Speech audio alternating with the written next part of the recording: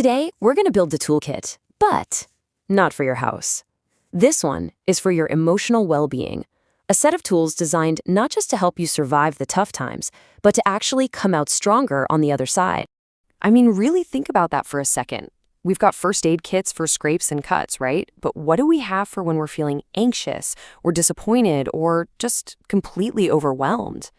What if you had a go-to set of tools for exactly those moments? Well, the good news is you can totally build one. And the entire foundation for this toolkit, the thing that makes it all work, rests on a single, kind of surprising piece of science about how long an emotion actually lasts in your body.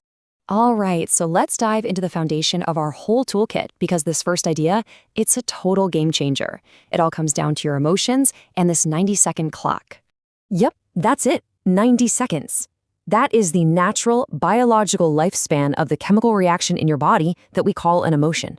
Seriously, whether it's anger, sadness, or joy, the actual physical response is designed to be over and done with in just a minute and a half. So the science behind this is just fascinating.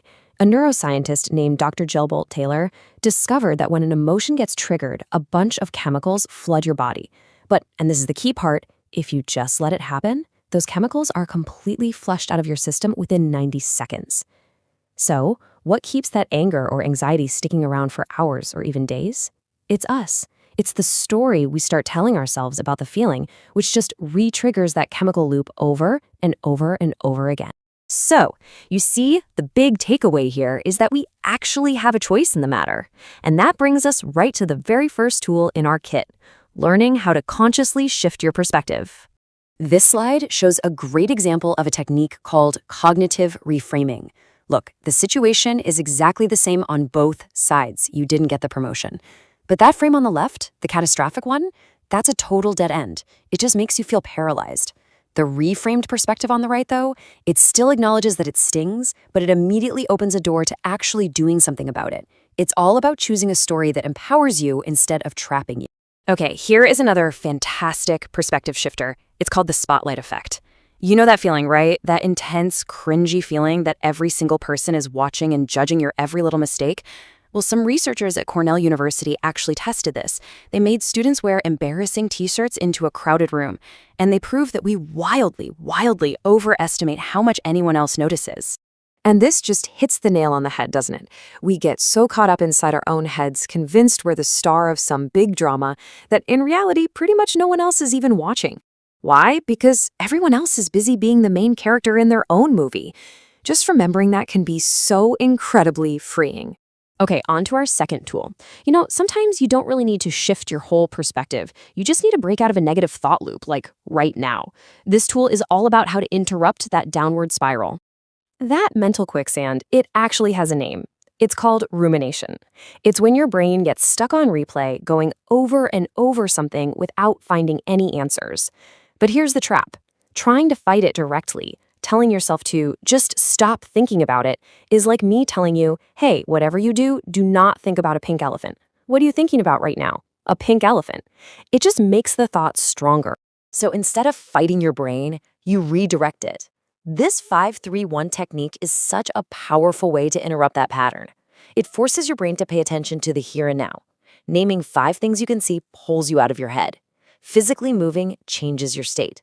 A focused activity, anything at all, basically steals your brain's attention. And then taking just one productive action flips the switch from feeling helpless to feeling in control. The secret to making this work is to prepare for these moments when you're feeling calm. That's the whole idea behind creating an emotional first aid kit. You figure out your strategies ahead of time. What's one physical thing you can do? 10 jumping jacks? What's a scent that calms you down? A mantra you can repeat? A friend you can text? Having these ready to go means you're not scrambling to come up with a solution when you're already in the middle of a crisis. You're just prepared. So we've got tools for in-the-moment situations. But what about the long game? Our third and final tool isn't about quick fixes. It's about proactively building deep, unshakable strength over time. And that brings us to this idea of anti-fragility. It's not just about being resilient and bouncing back from stress. It's about actually becoming stronger because of it. Think about it for a second. Your muscles don't get bigger from resting, right? They grow from the stress of exercise. Your immune system gets stronger from being exposed to germs. Well, we can apply that exact same principle to our mental and emotional well-being. So how do you actually practice this? You do it by introducing small, controlled stressors into your life. These little acts of voluntary discomfort, like a 30-second cold shower or finally having that difficult conversation you've been putting off, they build up your capacity to handle the unexpected challenges that life throws at you.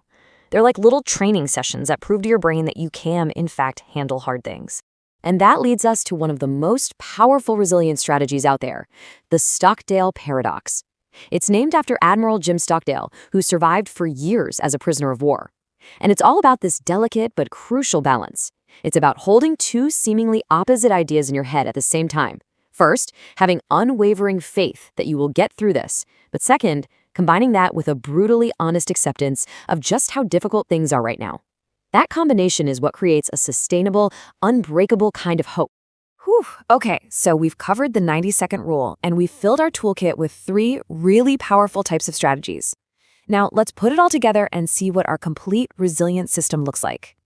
So here it is, your complete mental resilience toolkit. You've got your perspective shifters for changing how you see a problem. You've got your pattern interrupts for breaking out of a negative spiral when it's happening. And you've got your resilience builders for developing that long-term deep strength. See, these aren't just a bunch of random tips. They're a cohesive system that works together. And this might just be the most important takeaway of all. If you remember only one thing, let it be this. Resilience is not a personality trait that some people are born with and others aren't.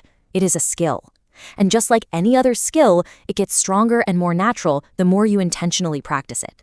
So really, the only question left is, where are you going to start? Of all the tools we just talked about, reframing your thoughts, the 5-3-1 technique, trying some voluntary discomfort, which one of those resonated with you the most? Which tool are you going to add to your kit and start practicing, maybe even this week?